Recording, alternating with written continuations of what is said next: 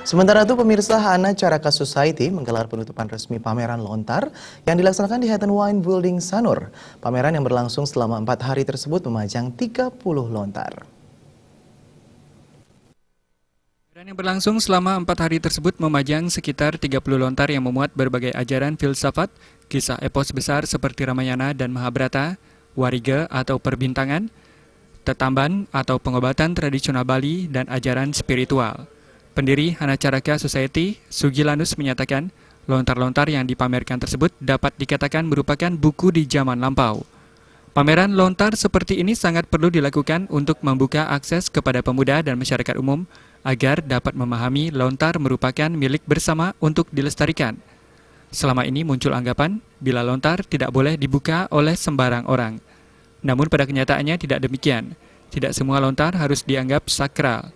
Justru banyak lontar dapat dipelajari siapapun. Di dalam lontar terdapat beberapa informasi seperti pengobatan, cara bercocok tanam, dan pedoman membuat sarana upacara. Harus ada kesiapan, dibimbing oleh orang tuanya. Anak umur 10 tahun bisa kok baca Bhagavad Gita, yang penting didampingin gitu. Nah, lontar ini buku di zamannya isinya seperti Sarasa Muscaya tentang Bhagavad Gitanya orang Bali gitu Sarasa Muscaya.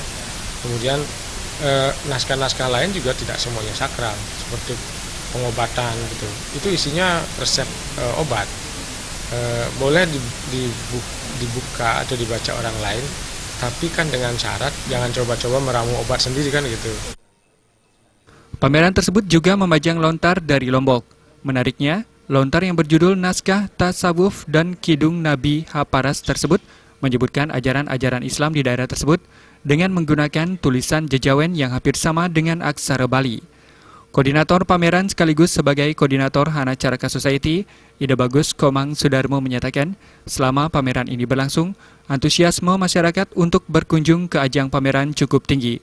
Selama ini masyarakat melihat lontar sebagai sesuatu yang keramat dan sakral. Melalui pameran ini, Ida Bagus Kama Sudarmo ingin menyampaikan jika lontar itu dapat diakses. Tidak semua lontar sifatnya sakral. Ada beberapa jenis lontar yang memang boleh dibaca dan dipelajari siapapun.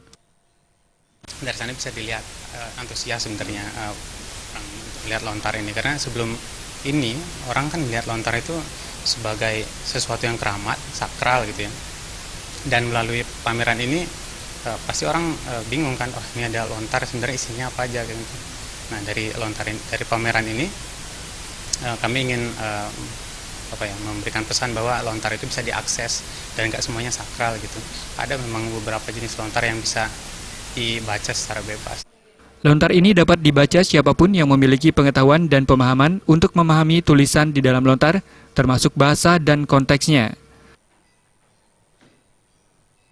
Agung Ria dan Alit Setiawan, Bali TV.